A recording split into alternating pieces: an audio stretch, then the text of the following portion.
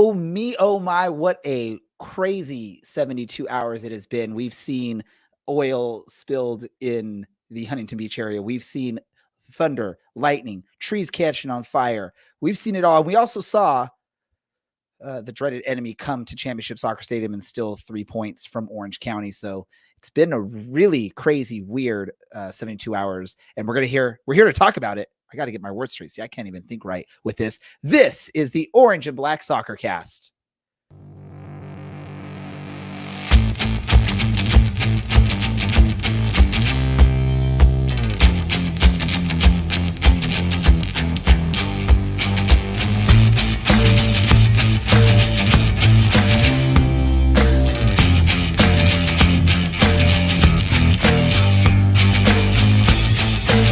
This is the Orange and Black Soccer Cast, the first and only podcast dedicated to Orange County Soccer Club, its fans, and supporters. Follow us on Twitter at OCSC_SoccerCast or on Facebook at Orange and Black Soccer Cast.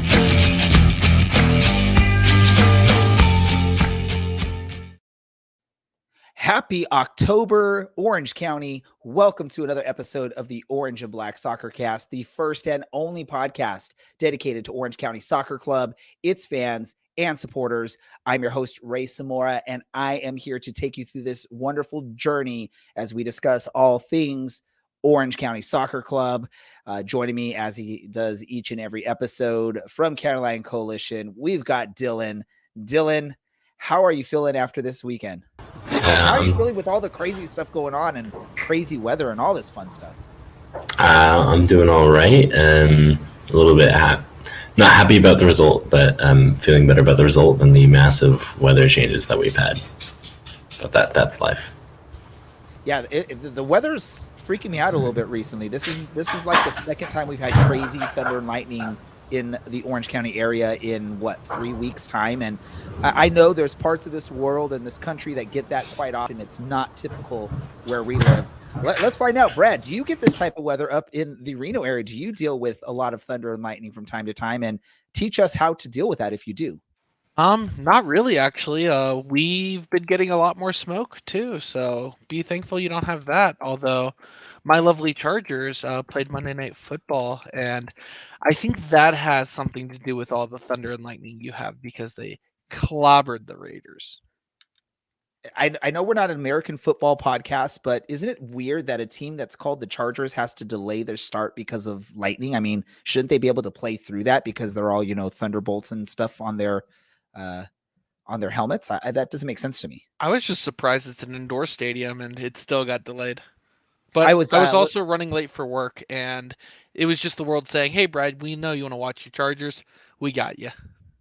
So I was listening to a local sports talk radio, and there was this. They were talking about that exact thing that you're talking about, an indoor stadium, and they had to postpone it. Apparently, the stadium is not 100% indoors. So because there's the slight bit of open roof in that stadium, they have to follow the precautions that you would have in any situation. But hey, we're not an American football podcast. I'm already boring Dylan as we're talking about the Chargers. I think any fan in our area is like, the Chargers, who are they? But let's get into the big talk, and that is the big match that happened this past weekend at Championship Soccer Stadium. It was a homecoming of sorts for goalkeeper Andre Rawls and for midfielder Aiden Quinn, and in what ended up being a decently competitive match, Orange County drops all 3 points to Phoenix with a scoreline of 1-0. There was some definitely tensions flying throughout the match. There was a nice scuffle on the pitch for a while, and a bunch of other stuff that happened with us. Oh, and by the way, it was Beer Fest, so there was a lot of fans in the stadium that had been drinking from about, I believe, 4:00 was the start of Beer Fest, and getting their tastes of some local beers, and a few of them even joined Caroline Coalition, although I don't know how well they did with some of the chants. Let's go to you first, Dylan. How was that experience with a bunch of extra people hanging out with Caroline Coalition and maybe making up some of their own chants as we were going along?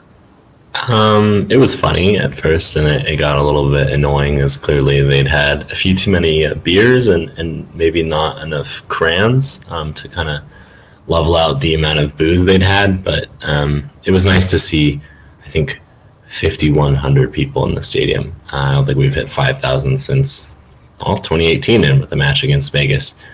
But oof, I mean, as we watch that goal go in, it's the same thing that's doomed us all season long, and it was just switching off for 1 minute, and that was enough to lose, which it was disappointing, but it certainly didn't feel as bad as a lot of other results have felt this year.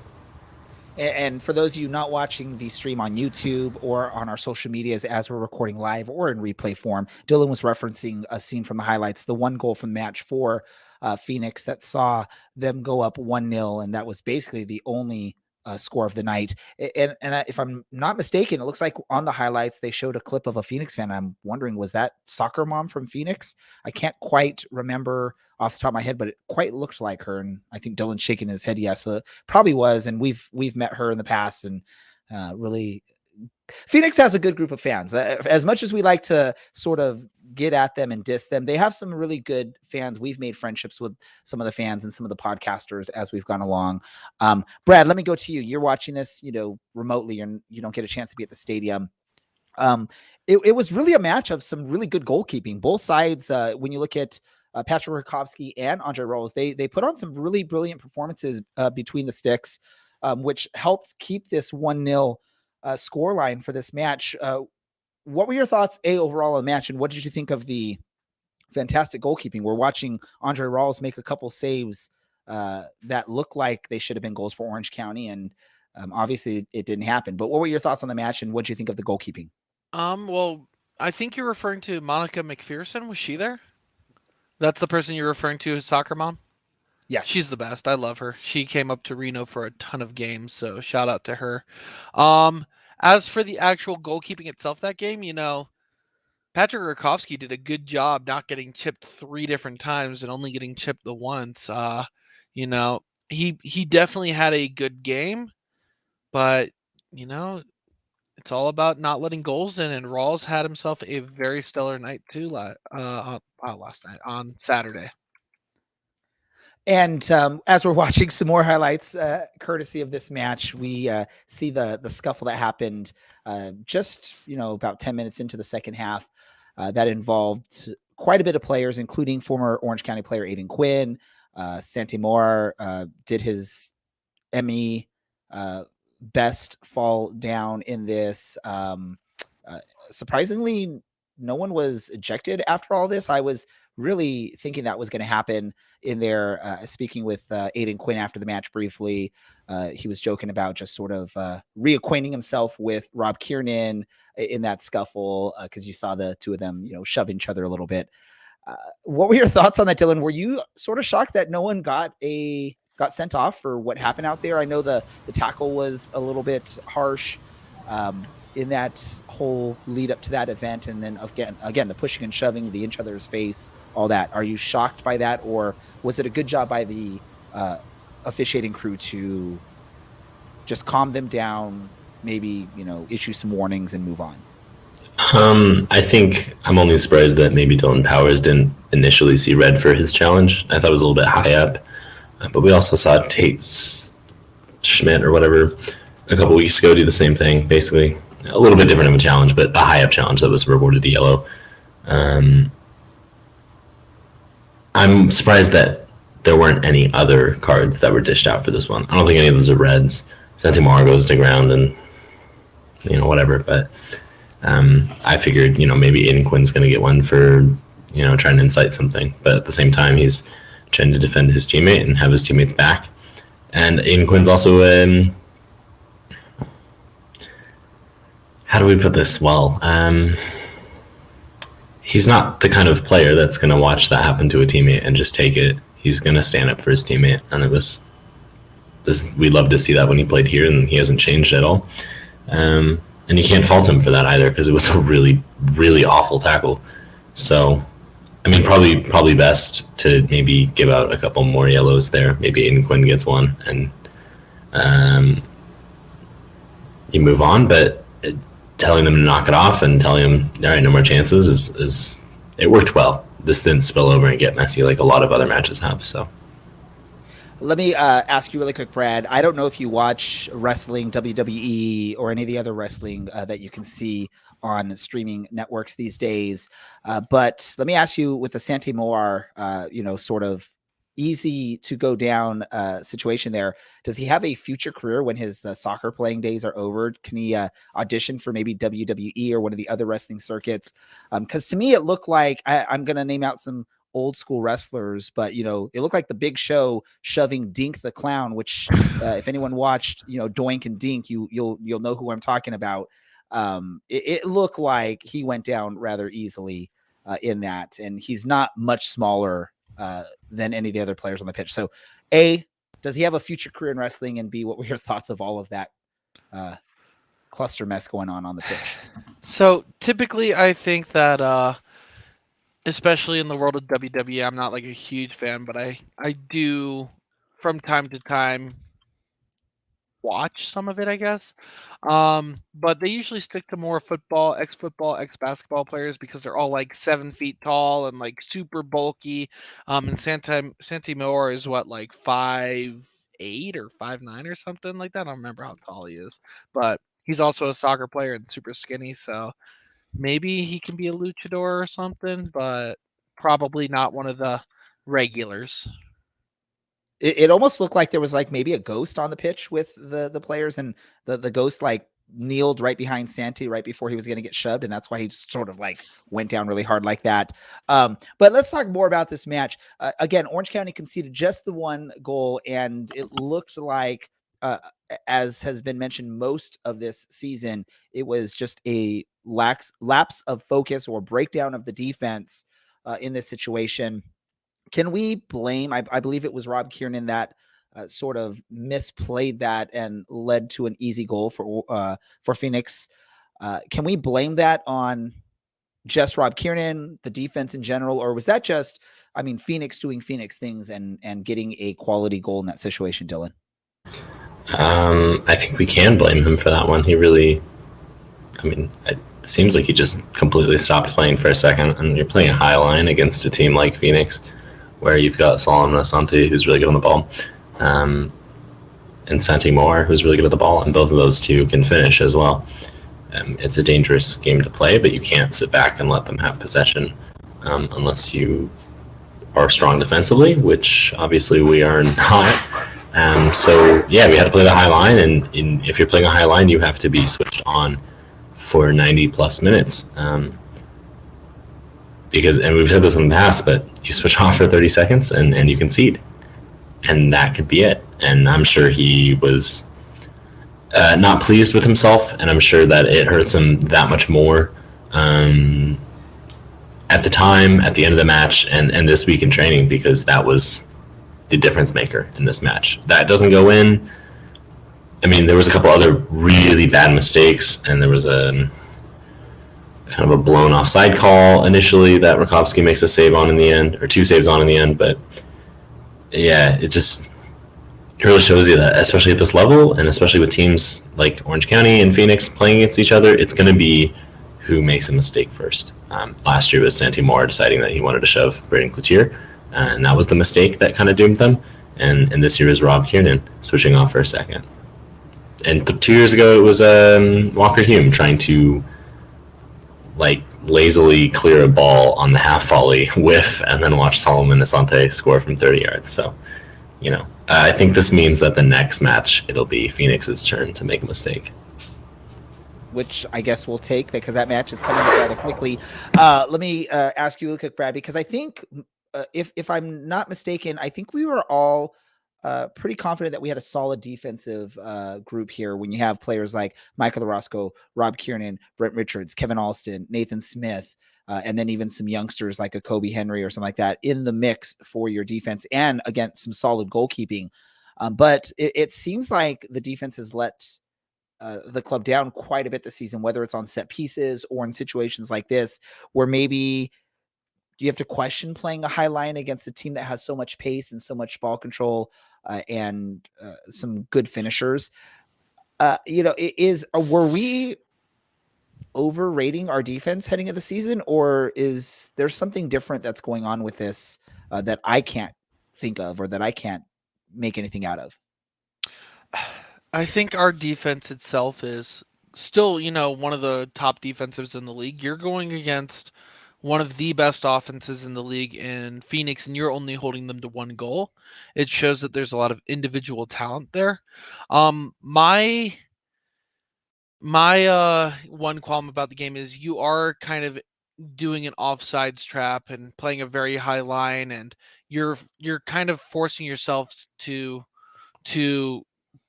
run a lot against a very conditioned Phoenix team that's used to 110-degree weather and is very conditioned. And it kind of can show at times that we got lucky not to allow a couple of goals in there, but Phoenix is a very good team. They will make you pay for playing so aggressively on defense. And I don't know if I would have played a little safer. I don't quite disagree with how we played the game, but at the same time, mistakes have been a huge burden for this team this year. So just it's continue. You gotta stop. You gotta limit how many mistakes you make. And let's sort of wrap things out with this Phoenix match. That loss really sort of hurts Orange County. I mean, they're still in good position in the Western Conference Pacific Division. Currently, as we speak, sitting in third at 37 points. Probably now, realistically, that's going to be the position you're hoping for, because you only have 5 more matches in the season. San Diego is 6 points up on Orange County, although Orange County does have a game in hand, but that's still a tough ask for a team. The good thing is Orange County does have a match against San Diego, which, ultimately that means the two teams can finish even on points if Orange County controls their side of things and wins that match, plus, equals San Diego in the wins the remainder of the season. But again, still a tough ask. Third is probably going to be the more realistic spot for Orange County at this point, because we do still have matches. Again, another match against Phoenix, a match against Oakland, who is, definitely not an easy opponent, and a tough couple of matches that against teams that record-wise you probably shouldn't be super scared of. Maybe, I guess LA Galaxy is doing pretty good, but Vegas is bottom of the table. But Orange County has struggled against these two teams this season. As things sit right now, I'm going to go to you, gentlemen. Where does Orange County finish the end of the season? Is third the realistic spot, or do you think they can actually move up to second, or are they going to potentially drop out of this still in first? Third, I think, is where we'll end up. I don't see us getting any points back. Phoenix, we can only get second. Phoenix has clinched. And won Although, the division. Dylan, you did say it's going to be Phoenix's turn this next match. We play them to make a mistake, and we benefit from it. So that's a potential to get an upset there. And maybe they switch off a bit because they have it locked up, so they can rotate and keep guys just healthy at this point and manage minutes. The match against San Diego will be a tiebreaker, so it's going to be playoff atmosphere from start to finish. But I think the biggest deal is Orange County have been poor at home. And so maybe at this point, psychologically, are the players and the coaching staff willing to do they want to play at home? Does the front office want to set up for a match? In the past, they've said they like going away because they just get to show up and play. So maybe that's what they're hoping for here. And with how bad we've been at home, or not good, maybe not bad, but with how not good we've been at home, it might be, let's just lock up this third spot and see what we can do. Brad, your thoughts on that before we move on and look at our prediction contest for the season? Realistically, I don't think you're hosting a home game, so I think second place is kind of off the cards. Not that San Diego's running away with it, but San Diego still has 2 games against Sacramento, a game against Oakland, and a game against New Mexico United. I don't see them dropping 3 extra points and us being able to cover up the 3 extra points that we are with a game in hand to cover the 6 points. So I think, not that they're a lock, but I think it's going to be tough for us to catch them. And then as for the teams below us, Sacramento's had a very quiet year. I forgot they existed up until this past weekend when I said, "Oh, who are Sacramento playing? We haven't played them in a while since we played all 4 before the halfway point." Um, they're tied with LA Galaxy in terms of points. I don't think either one of them, or I don't think both of them beat us in points, but I think one of them might. So we're looking at either an away game to whoever wins the Mountain Division or the second seed in the Mountain. All right. So really quick, typically I just ask questions, let you all be, people that give the detailed information, but I'm going to jump in on this because I think, Brad, you sort of gave an argument for what I'm going to say here. I think Orange County definitely can fight for second place in this.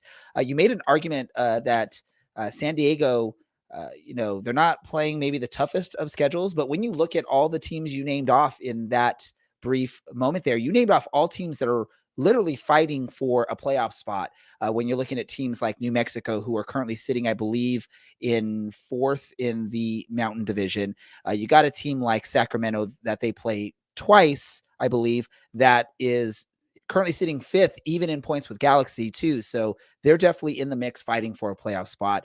And then again, a match against Oakland Roots, who's they are sitting 6th, but they're only 1 point back of LA Galaxy too. So there's 4 of their final 5 opponents that are truly fighting for playoff positioning. You look at Orange County, they have a match against San Diego, which, helps out tremendously if you can get the full 3 points there. They are facing a Phoenix Rising and a Las Vegas team that have nothing to play for at this point, unless you're Phoenix and you're fighting for, want to have the best record in the league, but who knows how important that is to Phoenix at this point.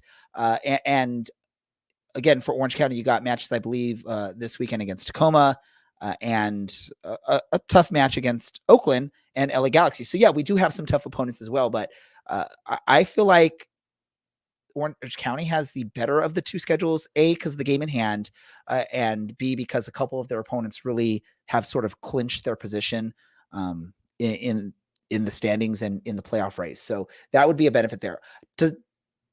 It's going to be a tough ask for Orange County, but they can definitely do it if they can find a way to turn on or perform to the best of their abilities for the remainder of this season in those 6 matches. Let's get into our contest that I was talking about, the season prediction standings. I was the big winner this past weekend with my prediction going into the match of a 5-0 Phoenix victory. I get not only the 4 points for Phoenix winning, but also 3 additional points for the predicting Orange County's scoreline correctly. Other than that, we did have a couple of you, Dylan and Brad, that earned 3 points each for predicting Phoenix's score correctly, and Alan missed out. So I'm still in last place, but I'm catching up to Alan. So there's still a shot of me with 6 matches remaining. I am 7 points behind Alan. There's still that slight chance that I can catch up and at least not finish in last place. Definitely don't think I'm catching up to Brad or Dylan at this point. They have a close race at the top with Brad ahead by 5 points over Dylan, 77-72. Alan sitting at 53 points. How confident, it's coming down to you two. How confident are you guys that you can win this? I'm going to go to you as the person in second place right now, Dylan. How confident are you that you can win this inaugural season prediction contest? I'm about as confident as Orange County hosting a home playoff game. So, in my view, decently confident. Or in my view, not very. But that's okay. So then, Brad, you have to be all confident. You're in the lead, 6 matches remaining, and the only person that has a chance of catching up to you thinks he can't do it. Are you already going to claim victory right now? He's so confident, he's muting himself. I will not claim victory in any way, shape, or form because, and Dylan won't get this reference, but as a Charger fan, I know the game script that I'm going to throw away this game at the 4th quarter and just have a terrible quarter, and it's just going to be bad, and Dylan's going to win on a last-second field goal. I don't understand this reference. And that's why I use that reference. Here's where, my argument for the remainder of the season is the correct argument. And Dylan, you should be confident then that you can win because Orange County will probably, in fact, get that second place finish. We got listener listening live on Facebook, Tyler Griffith. He posted on there, my brother is a SD fan, and he doesn't share the confidence that they can close things out. They're playing really well, but they're missing some key players at this point. So unfortunately, we don't have Alan, who is also a San Diego fan and regular on our show here to, confirm or deny what Tyler is saying here. But again, Brad made the argument for me here. The opponents he listed out for San Diego are all fighting for a playoff spot. So Orange County, with the better remaining schedule to help out, and that game against San Diego and a game in hand is definitely a plus. Let's move ahead. Part of getting into that second place spot will begin this weekend, as Orange County will be facing a team that, one of those two teams that they've struggled against all season. And this is Tacoma in Tacoma. Last time they were up in the Pacific Northwest was the first match of the season that saw Orange County not only lose the match, but lose Adam John for the season, and put them in this position. Because I think we can all agree, if Adam would have been with his team all season, it could have definitely been a very different season scenario for this team. What are your thoughts heading into this match, Dylan? Is this a winnable match for Orange County? And what they need to do to get those full 3 points against what has been a tough opponent for them in Tacoma? It's a winnable match for Orange County, but I think the biggest thing, it's going to require a change in our shape, or at least a change in how we set up for this match, because generally what we do is hit the ball long, either for Ugo to play off of or to flick on, or we play it long and hope that Ronaldo can run onto it. And that's just not feasible on Cheney Field or at Cheney Field, because it's just too short. It didn't work in March, and it was really unfortunate to lose Adam John 30 minutes into his Orange County career, because we wouldn't have had to have played Eero Markkinen until he broke. We would have been able to rotate there. Trade-off being that we also got to see maybe Ronaldo Damas in his absolute best, or at his absolute best, excuse me. So I think if we set this up well and we just try and dominate possession and really back them into their own half, then we're probably going to get a result. I don't know psychologically at this point if the previous match between these two sides is going to make a difference. And for those of you who don't remember, that was a 3-0 victory for Tacoma in Orange County. I mentioned they'll probably want to right the ship on that one. I mentioned that Robbie Kiernan's probably in the locker room motivating, hopefully Michael Roscoe too, because it was a really poor defensive performance that got us that loss, and ultimately cost Brandon Cloutier his job. So I think defensively we're set up a little bit better to play at this field. Offensively, it's gonna be a change, and hopefully Thomasina Voltson is fit enough to play more than 20 minutes so that we can see what our side does with him in it, and see what our side does with the majority of the ball. Yeah, and I'm glad, Dylan, that you caught yourself in, you mentioned the, Adam John injury and having to see Eero Markkinen, but that did lead to the Ronaldo Damas. What we've seen from him this season, I would probably say if Adam John doesn't get injured, we're seeing a lot less of Ronaldo throughout the season, and he's not having this amazing season that this youngster is having with Orange County. He still would have done well with Orange County, but he wouldn't have had the opportunities he's had all season. Yeah, he would have featured on the wing for sure, and he probably would not have really come inside very much and played as a true 9. Yes. I want to go to you, Brad, because Dylan's referencing the smaller field that Tacoma does play on. It is a baseball stadium. You in Reno, as a Reno fan, you experience a lot of playing on a baseball stadium pitch, and also you've now learned a lot about this Orange County team, so you get sort of knowledge on both of this. What does Orange County need to do to be successful on this smaller type of pitch that they've struggled on so far? You're playing the part of Coach Richard Chaplow. What are you doing to lead this team to victory? What kind of formation? What kind of changes are you making with the team strategy? What do you think they need to do?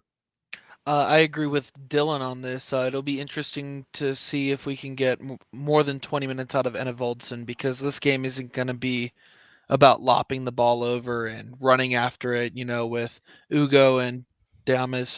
This game's going to be one that needs to be won through creative passing, creative runs, getting the ball through in tight spaces. So seeing players who are going to be able to distribute this ball a little bit better is going to be almost necessary. You got to play a little bit more creatively in these tight places. And I'm going to stay with you really quick, Brad, on this.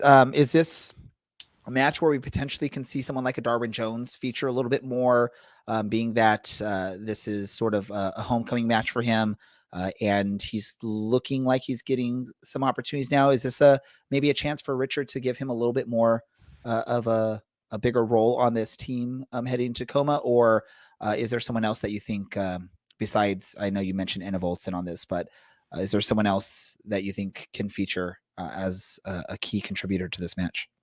I mean, Darwin Jones, yes. Anna Voltson, yes. And I'd also like to see Seth Kasipli get a couple bit more minutes here, too. I don't know about any of their fitness levels right now, so take that with a grain of salt, obviously. You gotta be confident. You gotta act like you know what you're talking about here, Brad. Make it sound like you at least know what you're talking about. I'm not in Orange County right now, so I don't speak with the coach after every game like you guys have the opportunity to. And B, I can only speculate because I don't see how tired the players are. I only see what the camera shows me. Dylan, your thoughts? Darwin Jones, is this an opportunity for him to get some big minutes, or is he still going to be more in that spot role? And if that's the case, any other names you want to say that you're looking to contribute big in this match? I think he's going to be a sub again. I don't think this match is really screaming out for him, but it is cool that he's fit, and so he should make the trip up. And also, I believe Ugo is from Federal Way as well. So, they'll obviously both travel, assuming barring any craziness this weekend training. But yeah, I feel like he works best on a wider field or a longer field where you can get it out wide to him, let him run down, and then just whip across the six for someone to finish. I think this one is really going to come down to like set pieces.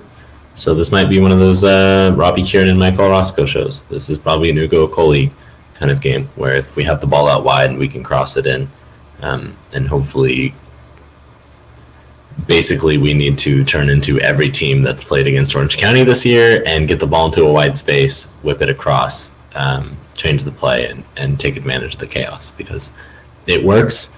We've seen it against us, and we've seen it also work a couple of times for us as well. And I think that's, on a short field, just about the only way to win.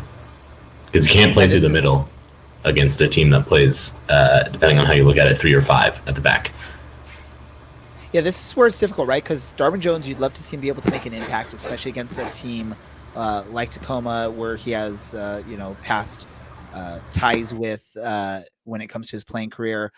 And you look at him, it was just 2 seasons ago that he, put in 12 goals, 5 assists, and played the most minutes of his career, and injuries have just hurt him since then, and including this year where he's played in 5 matches, but is only featured for 58 minutes, which is disappointing as an Orange County fan and as a fan of Darwin Jones. I know he's a huge fan favorite for County Line Coalition and a lot of fans around this team. One of the longest tenured players as well. So hoping he gets to make a big appearance and a big contribution to an Orange County victory against Tacoma. Let's do our score predictions for this. And because our man Alan isn't here, I don't think he's submitted any score predictions to us. So we're going to get to make that prediction for him. And I will give it again. I will let anyone that's listening live, if you want to share in the comments a score prediction for Alan, we will take the first person that does so. If not, one of us will make the prediction for him, and we'll make the decision when we come to that. Let's go to I'm going to go to you first, Brad, since you are in the lead. I'll let you make the first prediction on this one. Again, Orange County's score first, and then Tacoma, the opponent's score. This is a must win. Down the stretch, these games mean a lot. So 3-1.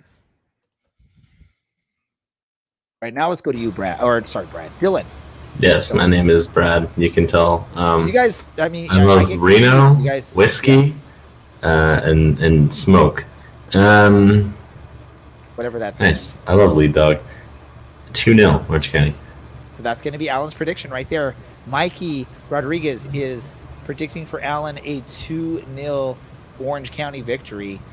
He's getting a good prediction there. I think I'm scared now that I can't catch up to him. Dylan, what's your prediction? This is the same thing. This was 2-0. But you know what? To be different, I'll go 1-0. There. All right. And for my prediction, I'm going to go 3-1 Orange County. Nice. I like that prediction. It's a good one.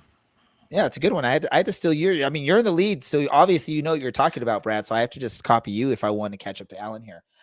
Let's move on. Is there any other soccer stuff that we want to talk about here before we get to random thoughts? What's random soccer news? Anything anyone wants to bring up?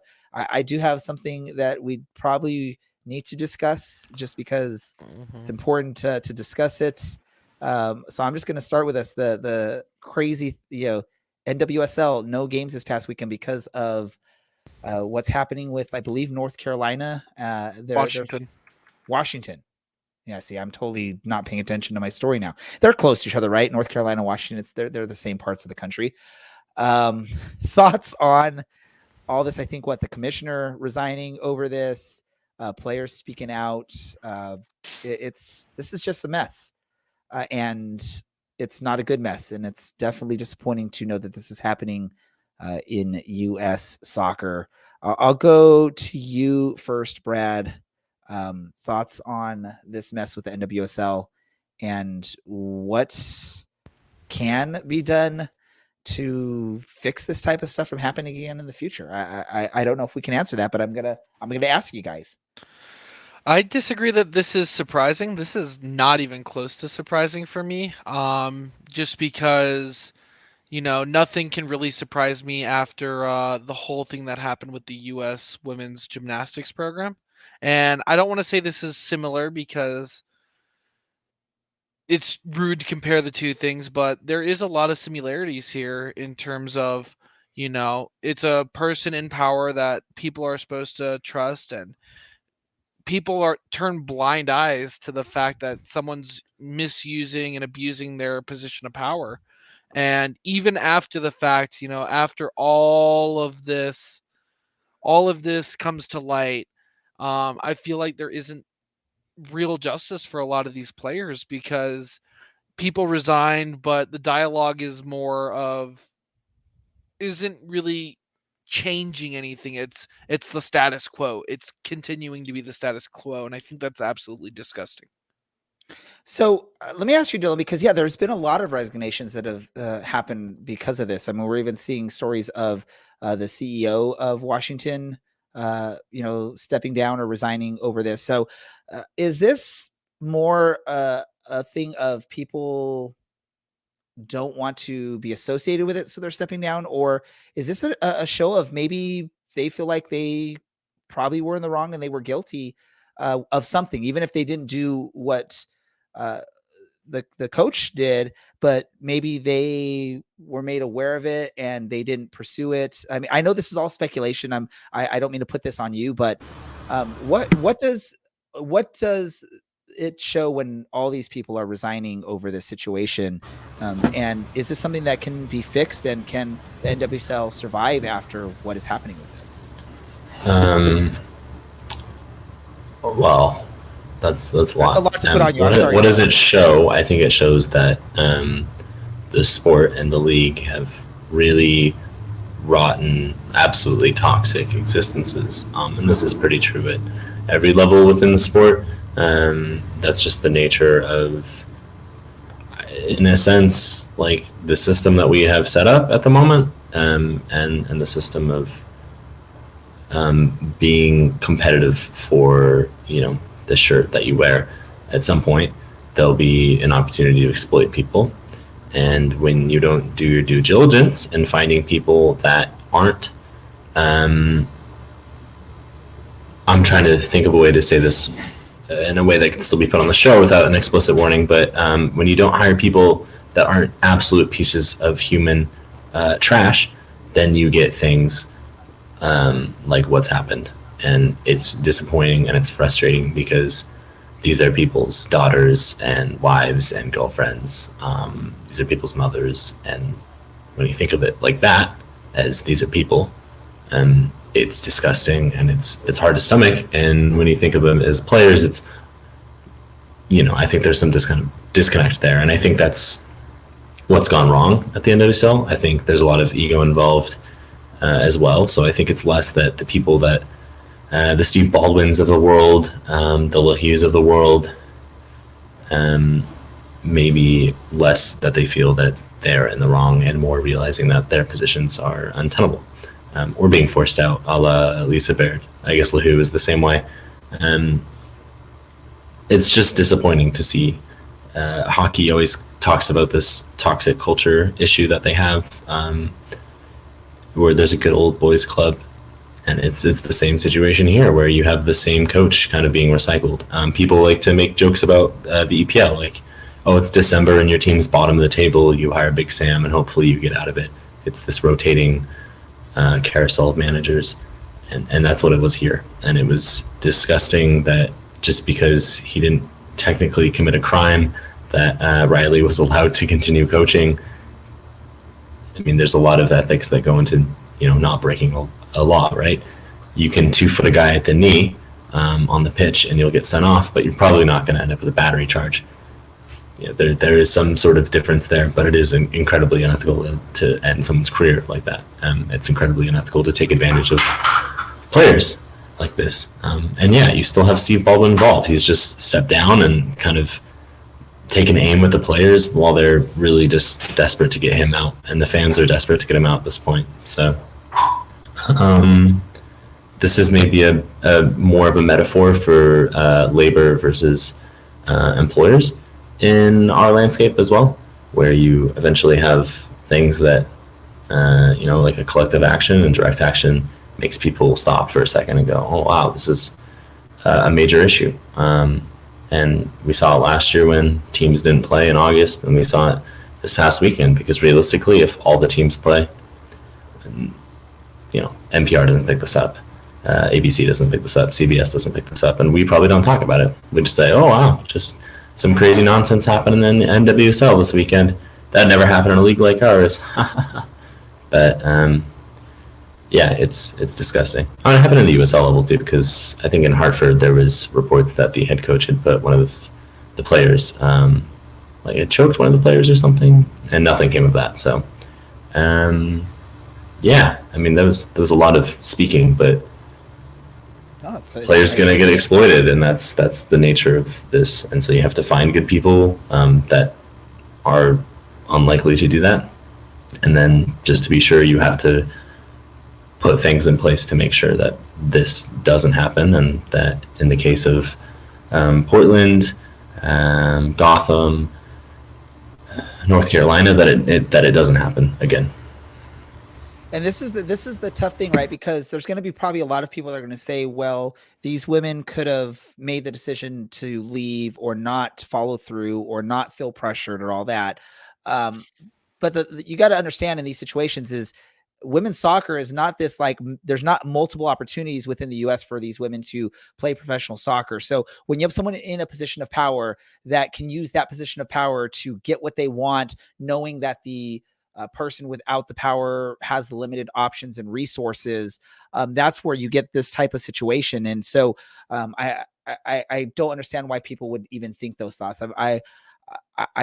And through the past, 12 to 18 months, we've heard a lot of people say these are athletes. I want them to just play. I don't want them to speak out about social injustices or problems in the world or stuff like that. I just want them to play their sport and not bring politics into it. Well, this is why the players do this type of thing. So I will agree with you, Dylan. If this didn't happen where the players had a voice at this point and stood up against this, and the games get canceled and all that, probably we don't talk about this, or maybe it's just a small little, this happened, quick thoughts, but it becomes a bigger issue. You talk about it because players are using their position to share the injustice that's going on, or something that's going on that people need to know about. So this is why these types of stuff, these type of things happen. And I apologize if I'm getting anyone upset over my beliefs of why this is not a bad thing, why people should be able to speak their voice when they have a platform to stand on. When it is involving social injustices, it has to happen, because that's the only way you're going to get people to think about things, talk about things, and you can make real change happen in those situations. And I'm hoping that this can be fixed and that things can change. I know as a youth coach, I had to go through, the minimal licensing to coach my son's team, because we were, I got to the level where you had to at least have, I forget what the level license is at that point, but anyone that was part of that coaching licensing program had to go through the, sexual harassment type stuff training. And I think it was because shortly after what happened with U.S. gymnastics. So, I'm going to assume that every coach in U.S. soccer had to go through this, but this shows that either people weren't paying attention, weren't listening, or just flat out felt like they're too good for what you're learning there. Because I clearly remember the types of things that were talked about, and it was these types of things, the situations, and what were the right responses, or the right things to do in the different situations as a person in power, as a coach of young soccer players, or just soccer players in general. So I think everyone that was a licensed soccer coach had to go through this, including at the pro rank. Now, do they do it, or do they just click through buttons or just go through an in-person training and strategize for the matches while that's going on? Who knows? But that shows that there's a bigger problem, is people aren't taking these types of situations seriously and listening, or at least paying attention to what they're being told, and whatnot. Maybe it's just people are just sick in the mind, and they don't care. I don't know. And I'm not trying to say anything about any situation when I say that. I'm just, it's hard for me to comprehend why stuff like this continues when you have these opportunities. But I thought we had to talk about it. I know we're an Orange County Soccer Club team, but we've not shied away from these types of stories in the past, and this is a major one. And I wanted to make sure we gave not just a 2-minute response onto this, but I wanted to just really get your thoughts on how this impacts everyone in soccer and sports. Because I don't know any of these players personally, and I don't know the coach personally, but I know a lot of families that have daughters and young boys that play soccer, that this potentially can happen to them. And there needs to be a way to stop these types of things from happening. And part of that is educating and knowing that this type of stuff happens. And not just in gymnastics, but it happens in other sports like soccer, and things like that. So just the awareness is a big part of this. And sorry, I don't want to get emotional about this. So I'm going to give you guys a last chance. If you guys have any last things you want to say about this topic before we move on to any other soccer stuff y'all want to talk about. One person saying something should be the point where you take it seriously. It shouldn't take dozens upon dozens of people to cry foul for something to be done or investigated. One person saying something is where it should be drawn. People don't maliciously come and say, hey, I don't like this person, I don't think they should be my coach anymore, especially at the professional level.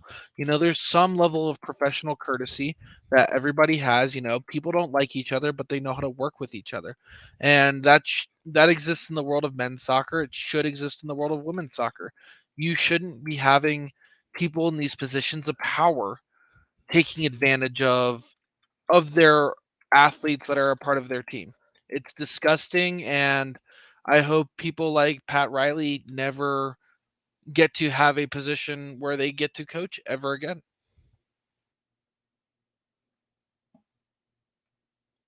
All right. Well said, Brad.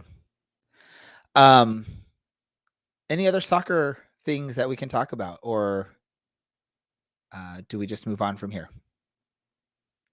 Anything that you all have seen or wanted to discuss? There's some big news surrounding the stadium, but I'll just hold off and wait a couple weeks and talk about it then. because I don't want to cause any problems or step on any toes or annoy any Dylan people with that some I like may have proper already annoyed. teasing of some news here. Tune into a future episode to hear what Dylan has to say here. That's right. What do they call that? It's like an ending of The Sopranos or whatever. Cliffhanger. Cliffhanger. Yeah. Who Who knows? Who knows what I could be talking about? Who knows? It might be something that people have already been talking about on social medias, but they might not know the insider scoop that Dylan may have here. So we'll have to see. Dylan, we'll look forward to this. Let's get into some random thoughts here so we can wrap things up here. I will go to you first, Brad. What's your random thought? Oh, man.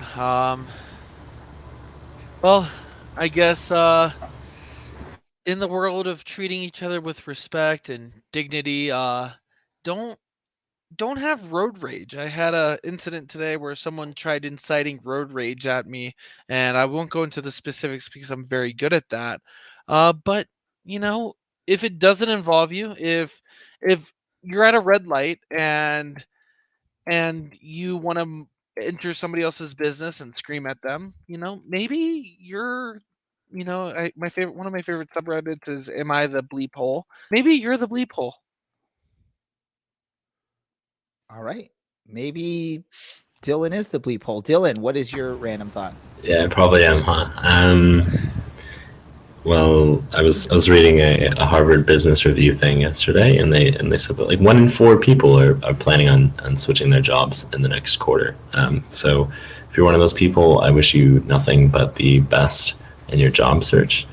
If you're not one of those people, then I applaud you for staying in the same place, assuming it's a good one, and don't be afraid to ask for some sort of compensation for sticking around at the moment. And to all of my fellow laborers, we got this. Let's go. Things will be better soon. Thank you, Dylan. Random thought for me is everyone knows I coach my son's soccer team, and this past weekend we won our match 12-0. And talking to our opposing coach before the match, their team had won their previous 2 matches with scores of like 7-0 or 8-0. So I'm scared to see what happens when we play some of these other teams in the league. And with that said, I'm now looking at what do I do with my team in the spring, because if this is what we are going to be playing, I need to figure out, because I want my players to have some competition. So anyone that knows more about youth soccer in the Orange County area, share with me some ideas. This is rec league, so we're not trying to move these kids up to club. Some of them probably could play at the club level, but probably not all of them are ready for that. So I'm trying to figure out, these kids love playing with each other. They've played with each other for multiple seasons. So we want to keep this team together if we can, in some sort of rec capacity. So let's do that. By the way, Mikey, who's listening live, posted that the CLC Instagram will be doing a giveaway at 500 followers. So if you're not already following the County Line Coalition on Instagram, make sure you do so. And while you're on Instagram, just go ahead and follow us, even though we haven't posted anything in ages. Dylan's in charge of that account, but he is asleep at the wheel for the past 18 to 24 months. Maybe we'll have to hand over the keys of that fun thing to someone like Brad. Maybe Brad has time to do some Instagram. Brad doesn't Instagram. Okay. Brad also doesn't live here. But he could still Photoshop. Yes, let's take pictures of my TV. There we go. Or if anyone wants to do that for us, to be nice and manage social media on some of our stuff, feel free to let us know. We'll let you do some stuff. Does that mean that County Line Coalition on Instagram so that they can get more followers and you can potentially get a giveaway prize of some sort? Who knows? Yes, assuming it still works. I don't know. Maybe you get the giveaway. Working. Maybe the giveaway is you get to hang out with Dylan for an hour. Who knows? That would be a good giveaway. Hang out with Dylan for lunch. Would it be a good giveaway? And the person has to pay for lunch, not Dylan. This sounds like everyone knows Dylan doesn't have money. Maybe someone's idea of purgatory. It's not that bad, but it's not going to be the best time you have for sure. Or maybe it's an all expenses paid trip to visit Brad up in Reno. Who knows? All I don't run a good idea? the CLC.